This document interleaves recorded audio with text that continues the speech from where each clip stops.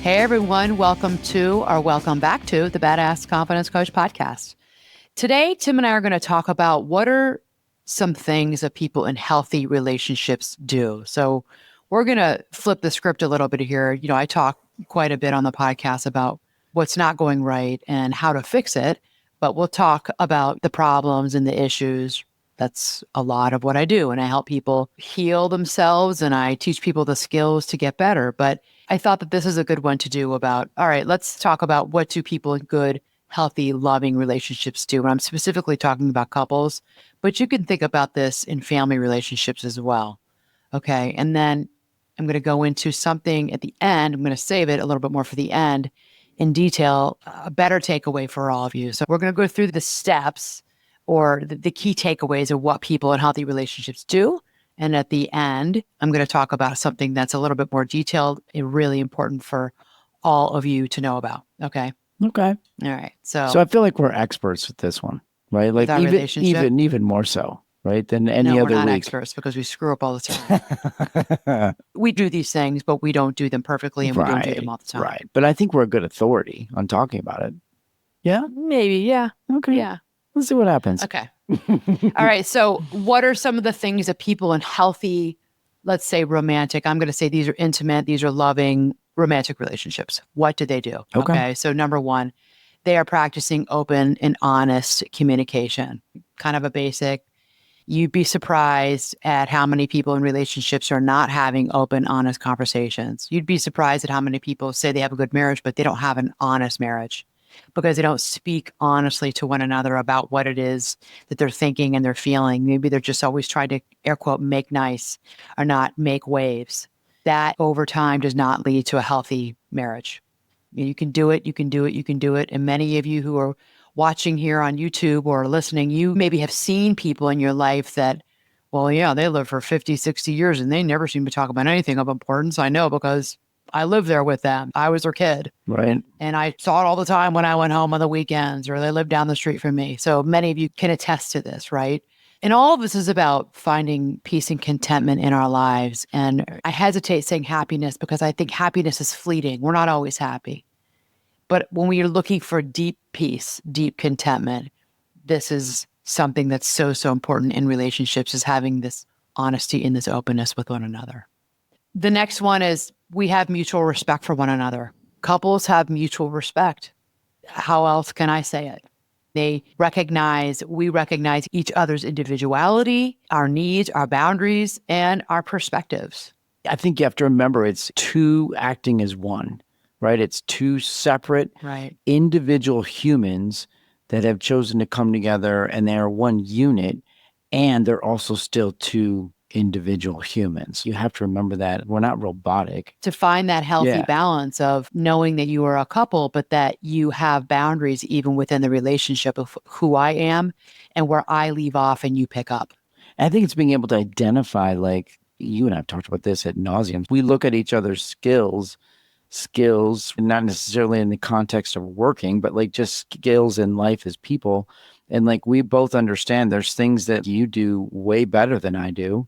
And there's other things Vice that versa. I do way better than you. And it's like we lean on each other in the arena where the other one is the quote unquote master of that skill.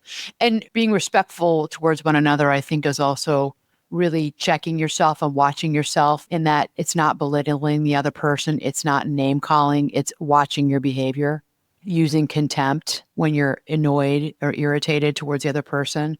That's a lack of respect for the other person. Yeah. And that hits deep and that's very hurtful. And people don't forget that. Right? It can. Yeah, it can for sure. I mean, you and I kind of have this thing where we'll have moments where we don't agree on things or we'll debate, dispute, whatever you want to call it, something. But at the end of the day, we both know that there's going to be some type of reconciliation and some type of common ground. We always find common ground at the end. Always. It might take longer sometimes, but there's always a return ticket back to where. Do you remember in the beginning, though? I mean, it was hard for us in the beginning. There were fights that went on for 2 and 3 days. Of course. I would get shut down or you would get shut down and we'd do the silent treatment. And one of the things I want to talk about with all of you is the Gottman theory, which I've been trained in. There's lots of different theories around how to treat couples, but that's one that I was just attracted to many, many years ago. And I knew you didn't know it so much as I knew it. And I felt, I think, a deeper sense of responsibility because I was a therapist. I was trained in this and I knew that I was getting shut down with you and that the silent treatment was really very dysfunctional and not a good thing. And then you knew because I would tell you about the four horsemen of Gottman theory and you would still do it because I think you were raised a certain way and you had less of the skills to deal with conflict and then resolution with me than I did because I was trained differently. True. I was trained in psychology and in relationships, 100%. right? And you didn't have the skills. 100%. But then even when you knew the skills and I knew the skills, we still would be so mad at each other sometimes. We just would like dig our heels in and be stubborn and not get to resolve for sometimes a couple of days. Yeah. We just had these fights that lasted. But we just were like, we're two ships in the night, living our lives, going to work, taking care of the kids and not communicating. And that was bad. Yeah. That got toxic. It did. That got toxic. That would affect me. This low level, it was like this low hum inside of me. That would affect everything. You and I have to be good in order for me to be good in my life. Yeah. And probably the same with you. Totally. Like if we're in this fight, you're off. You're just off. You're off your game. Yeah. Yeah. Yeah, you're off. Right. And I think you're winding the clock back right now. And with age comes wisdom. We have become wiser about how to manage this over almost 2 decades. It's been a hot minute. So and I think you and I just decided to stop doing what we were doing. Like, just stop it. This is silly. It's a waste of time. It's a total emotional energy sucker. Sure. And we got to a point where we said, enough of this. We can get mad and we can fight, but we got to stop this stupid silent treatment thing. Yeah. It's really damaging for ourselves as individuals. Yeah. Because the takeaways from that are all bad. They're all negative. Yeah. And you and I separately would take negative out into our air quotes world, like our work world, right? It wasn't the same. During a day after something like that. And it was like, that's just not, I'm glad we figured that one right. out. A while ago. A long time ago. But yeah, you're right. Yeah. You're right. So one of the other things that people in healthy relationships do is they give and receive empathy. They have empathy towards one another. Instead of jumping to solutions when your partner shares their problems, we start by just acknowledging each other's feelings. We don't perfectly do it. We can tend to jump all over the place with each other. But I do think that I know I feel compassion from you and understanding from you and empathy at some level. I think for me, it's more that you're listening and that shows empathy, that you don't always know what it's like to be in my shoes or you don't know what it's like to be me, but you're listening. And that's really important for me. And that's a big one. Like we could probably do a separate chat about just that. Empathy in relationships? Yeah, empathy in relationships, but also just the ability and the importance of like knowing to listen, like lend an ear, right, to somebody. Yeah. And also understand that there's really sometimes nothing to do with that. Like you're not asking me to like fix something or make something. Actually, it would drive me crazy because as a man, stereotypically, you would go into fix-it mode and I'd have to tell you, stop trying to fix it. I just want you to listen. I don't want your advice. I don't want you to fix it. Don't get involved. Just please listen. Yeah. And you do that. Yeah. You're good at that. But not initially, because I don't think that's the natural response by a male, especially men, right, ever in the history of time. Right. And I have had colleagues who were friends of mine when I would talk. So it's not just men, because it's two women in particular, and they were also therapists. It surprised me. We're in our 20s though. They would want to give me advice and I would look at them like, wait a minute, you're a therapist. You know not to give me advice.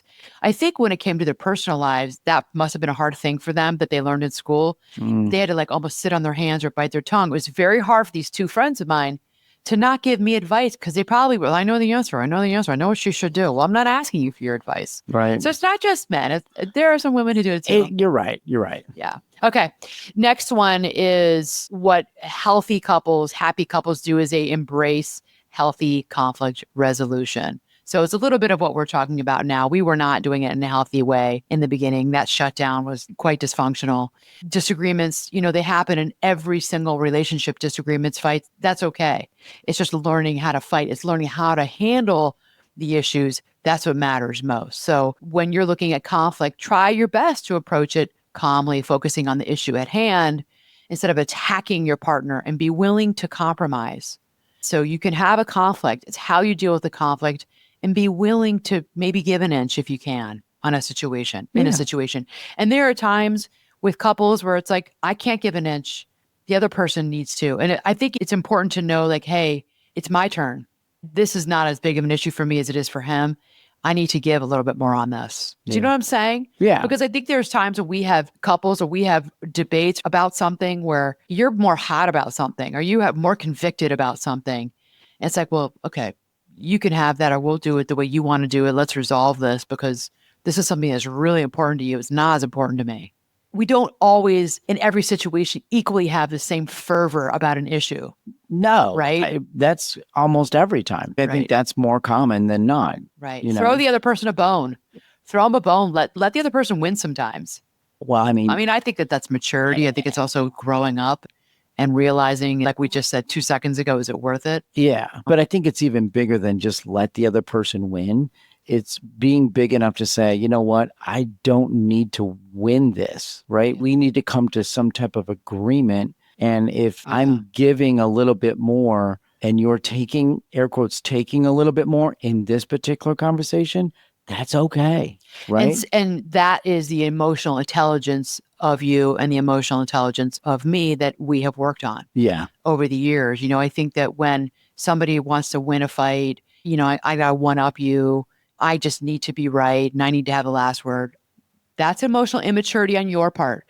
And I would recommend that you up your emotional EQ and read some books, seek consultation, because you got to grow yourself up. Yeah. You got to grow yourself up on that. There's no other way for me to say it. I'm going to be real blunt and direct on that. Yeah. Yep. And it's funny because I'm thinking like, all right, you and I are talking about the context of a marriage, right? Or a romantic, a partnership, love relationship. Yeah. I'm also thinking about like, there's like these work relationships where this happens, this exact scenario happens where there's like this give and take and like somebody needs to air quote win the debate discussion. I want to be right. But the walk away from that, when that conversation or that meeting or that whatever is over, the walk away is way different in a business setting than it is in a marriage or a partnership. It's just way different. Like there's still going to have to be some type of like give and take with that person at work because there's future conversations about other things. And it's like in the back of your head, both people remember how that went the first time, right? Mm-hmm. And it's like, ooh, I remember how this person got or how this person was or what that person said or how I felt about it. All of that for you and I is like nothing. When it's over and we're on to the next thing. Yeah. Whatever it is. There's no carryover. And I think I learned that from my parents. I learned that growing up in, I think, my home with my mom and dad. When my dad was mad, he'd yell and scream. I always remember him saying, I'm going to blow my stack. And there were times he'd blow his stack. But when it was over, it was over. I didn't grow up with grudges being held in my family, even with friends, high school, college. I wasn't used to being in a fight with a friend and then like we talked it through. I thought we talked it through, or somebody didn't want to talk it through. They wanted to like give me the cold shoulder and continue. They didn't want to talk and they just want to stay mad at me. I wasn't used to that because that's not what I saw growing up. I'm like, wait, what is going on right now? We got mad at each other, we had to fight, but we're still friends. Right. The people that I'm talking about, they didn't learn that. They didn't see that modeled for them and their family of origin. I saw it modeled for me. So I saw yelling and screaming. I saw my dad get all mad and pissed off, but then it was over. Yeah. And then we moved on. I think it's a healthier way. I don't like the yelling. I mean, that's even to this day, when people yell, it really bothers me. So I do have some sort of visceral reaction to the yelling that I grew up with. I hate yelling. So that's kind of a little bit of a separate issue right here for me. But I did see fights when they were over, they were over. And there was no like manipulation or weird silent treatment later. Although you and I, what we're just saying, you and I did do that, which surprised me. Yeah. That we got into that. Right. It's like, we know not to do this. We know not to do this. And I think even like the first time it happened, let's just say the very first time, we probably had a moment of reconciliation at some point after that, whether it was hours or was the next day. But like we didn't learn from it. We should have. We probably were like, wow, that was a bad idea. It was so hard in the beginning, Tim, when we got together with all the kids. Those were some rough days. And like I said, I did know not to do it. It was hard. Our personalities in the beginning were not a great fit for one another. We were very different people. And we were trying to gel together our personalities and the way we coped with conflict. Yeah. It was hard. So I was surprised at myself. I would say to you, remember I'd say to you, I don't know what this is. This is weird for me. This is weird. What is this? Like, what do you do? Like, why Yeah. are you being like this? Like, Yeah. and then I was upset with myself, as you all can probably understand. Like, I'm behaving in this way now too. And come on, Anna, you know better. Sometimes we get disappointed or not happy with our own selves and the way we behaved in this situation, especially when we know you know better than to do that. Yeah. Why are you doing that? You know not to steal that gum from the store. Your mom taught you. You know not to cheat on the exam. But Yeah. why'd you do it? You knew not to take all those sticky notes out of the office at work, but you did it anyway. Right. You kind of know not to do it. Yeah. But why do we do those things? It makes no sense because we all have a Human condition. Yeah, but we have this vision of ourselves doing these dumb things, which makes us sick to our stomach. Like, oh, that's me? I can't believe that's me. Like that I'm watching this TV screen and it's yourself. And you're like, that's ugly. That is really ugly. That behavior is ugly. Daylight savings takes effect on March 9th, and it's the perfect time for you to optimize your morning routine now that more sunlight is greeting you in the morning. Enter AG1. Listen, unlike other supplements that come and go, AG1 is a habit that actually sticks because you can feel the difference.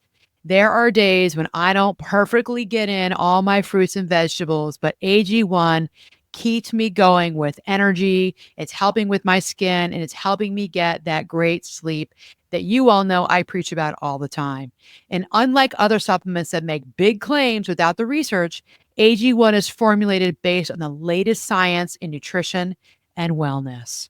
So when it comes to my health and hopefully to yours, I want something that I and all of you can trust. And that's why I choose AG1. With science-backed ingredients and real benefits, I can feel AG1 makes it easy to support overall wellness every day. And that's why I've been partnering with AG1 for so many years. And AG1 is offering new subscribers a free $76 gift when you sign up. You'll get a welcome kit, a bottle of D3 and K2, and 5 free travel packs in your first box. So make sure to check out drinkag1.com/Anna to get this offer. That's drinkag1.com/Anna to start your new year on a healthier note. So I know somebody who was in reality television, and they said to me, one of the hardest things about being in reality TV was you know the cameras are there and you're filming and you're living your life.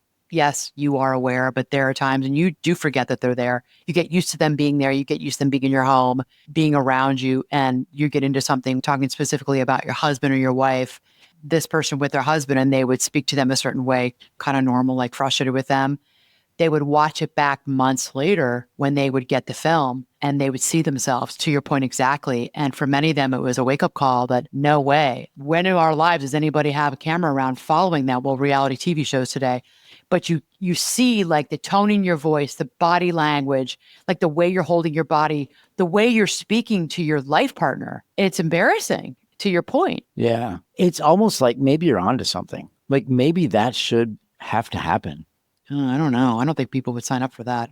I mean, it's not like you have to. I think it just happens. And then you're like, hey, 6 months later, hey, I want to show you something. You look at it and you're like, okay. Really?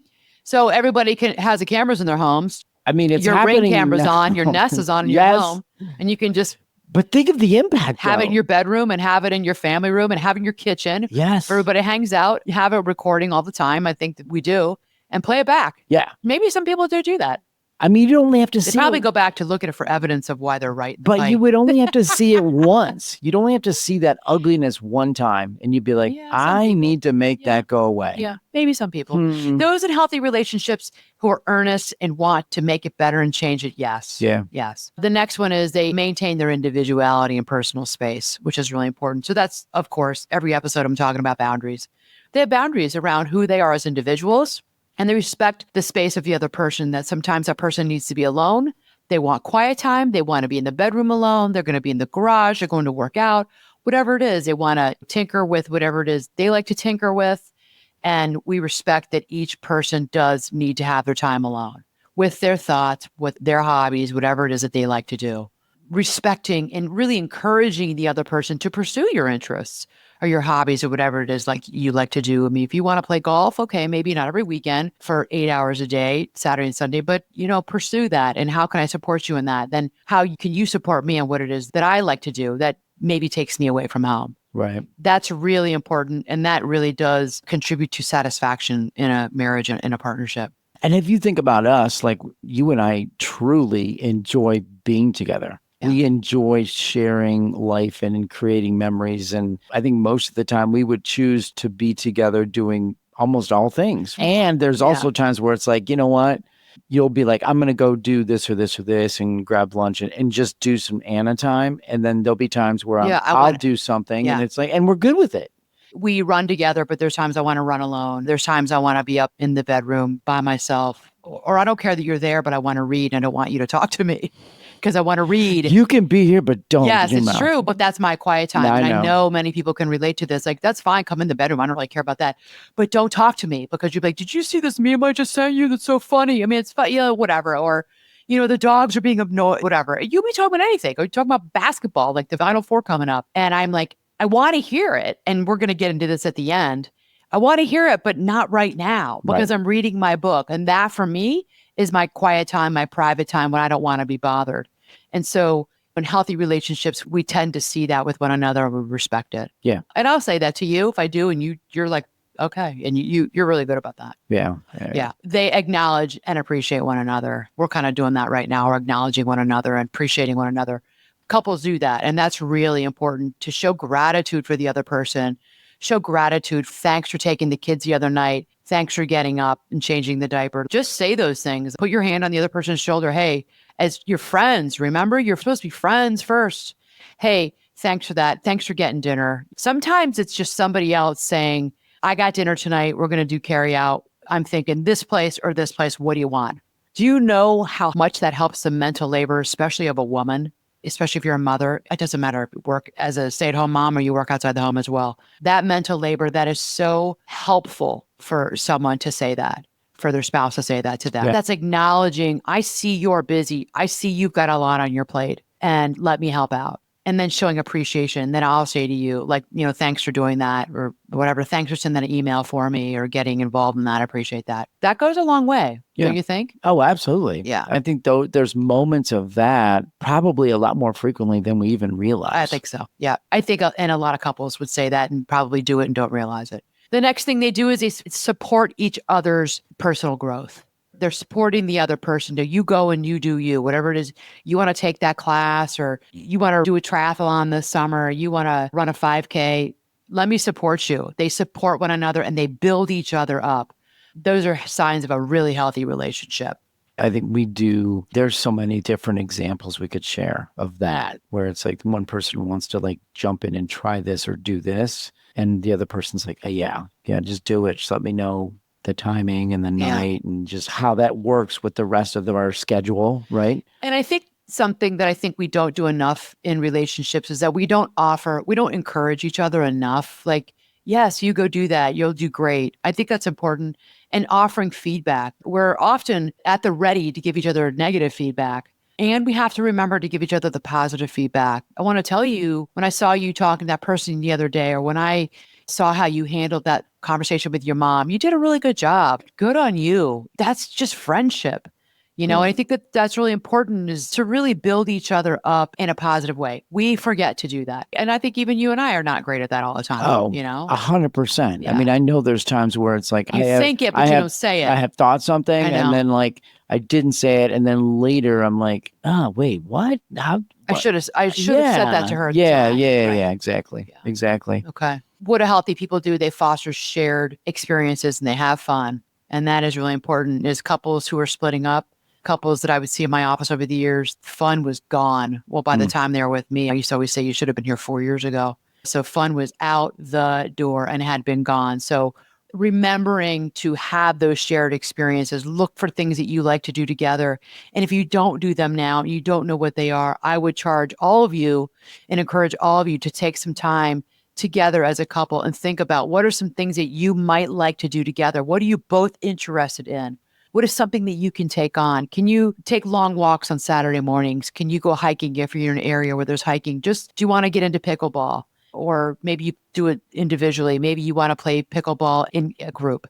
Find something you can do together, really important, and learn to have fun again and laugh. You might find that it's like wind the clock back and remember what you like to do with that person long ago, right? Like what were the things when you first got together that you loved sharing with the other person? Like do that because that's easy. You've done it before. Just do it again.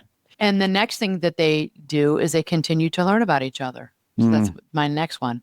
Continuing to learn about one another. We don't know everything about one another. You don't know all the things about your life partner. Continue to ask questions and continue to be curious about them. Get to know them better and in a deeper way. Yeah. That's really important because it shows that this person, even after all these years or after all this time, they still want to know me. Or they want to know my thoughts, or they want to know my opinions. That's really important. And like, why do you think that? Like, why do you think the way you do, or why do you feel the way that you do? Yeah, true. Right. And if this is anything, so all that to say, if this is something that you are struggling with in your marriage, I recommend everybody spend some time with a couples therapist. You don't have to be in crisis to go to a couples therapist. That's the problem that I see, and I saw it all the time. People go to couples therapy when their marriage is on the rocks, they're in a crisis. No, couples therapists, they're so good at what they do, and they're trained at helping you better your marriage. I do, and I have had couples who came, they were in a crisis about something that brought them to my door, to my office, but it wasn't a huge one. Maybe it was a learning issue with one of their kids. But once that crisis abated, they stayed. And they continued to work on what I saw was their already pretty decent marriage, but they deepened it. And date night was with their night with me. And then they'd go out to dinner after. What a wonderful way to continue to improve upon your marriage and have a dinner together, get a babysitter without the kids. Yeah, it's a really good idea. It doesn't work for everyone. There's some people who do come in crisis. Not everybody's go out the door and keep their marriage together. But what can work for everyone is you can go see a therapist and you're going to get something out of it if you go with an attitude of openness and learning. It doesn't always have to be a crisis. I think too many people are not utilizing marriage and family therapists. They're really good at what they do. We're trained to help you better your marriage, not just to referee fights. Isn't that kind of the stereotype? I mean, that's the thought that comes in someone's head first. Don't think about what you just said to make it better. It's to fix this or that, or this is the problem. And now we're going to go talk to somebody about that and trying to like figure it out. And you go for those reasons too. And that's why you and I have gone to marriage counseling. It's because we had issues we could not agree on and we could not figure it out on our own. And I knew that we needed a third person objective party. And it was the best thing we did. Sure. I mean, it took that issue, which probably would have taken us a year to figure out. We resolved it and really worked it through in 3 months? It was great. Maybe less. It was great. Yeah. It just was what we needed. Yeah. We had exhausted it. Yeah. Okay. So the next part of this, we are running out of time. So we're going to do a part 2 because I want to take something that comes from Gottman theory that's about how you turn towards one another and deepening your emotional intimacy with one another and increasing your connection with the other person. So we're going to stop here and we're going to do a part 2 about how do we turn towards one another and what that does when we do that in our relationships with our lover, with our life partner, with our spouse. Lots of good stuff here. Are we doing like a role play, you and I, live? Is that where we're going to go? We could do a role play, but no, I wasn't. You weren't thinking that. Okay. No, but we could do one. The way you said it, I was like, man, what are we doing exactly? Yeah. And this comes from Gottman. And I've said that, John and Julie Gottman. And I'll talk a little bit about them when we start up in next week's episode about who they are and why I am a huge fan of them. Many people know who they are. There are so many wonderful couples theories out there. When I was seeing couples, I had employed others, not just Gottman, but that was one that they had so many wonderful golden nuggets that I shared with my couples that I want to share with all of you. And we're going to touch upon one next week. Okay. So nice. Come back. We're going to stop here, come back next week, and we're going to get into this. We're going to do a little bit of a deeper dive. I like it. All right. So please don't forget to subscribe, rate, and review the podcast with 5 stars. It really makes all the difference in the world. And I completely and totally appreciate it and appreciate all of you for listening and for watching. All right. So mad love. Until next time. All right.